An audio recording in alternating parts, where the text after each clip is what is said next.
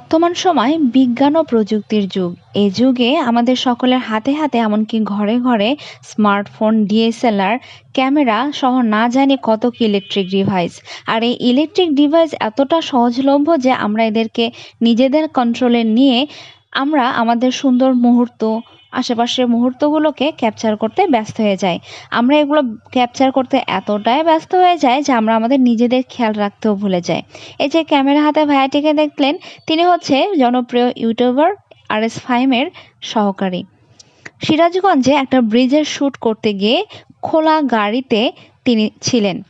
হঠাৎ মাথার পেছনে এই যে পোলটা দিয়ে আঘাত লেগে সেখানেই তিনি রক্তক্ষরণ হয়ে পড়ে যান। এই রক্তক্ষরণের ফলে তার অবস্থা অনেক করুণ হয় এবং হসপিটালে নিয়ে গেলে সেখানে তাকে মৃত ঘোষণা করা হয়। এজন্য বলব, দয়া করে প্লিজ নিজেদের খেয়াল রাখুন যেখানেই যা করুন না কেন।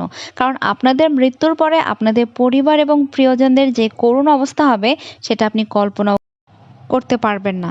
এজন্য দয়া করে প্লিজ নিজের খেয়াল রাখুন, সঙ্গে আপনার আশেপাশে সকলের খেয়াল রাখুন।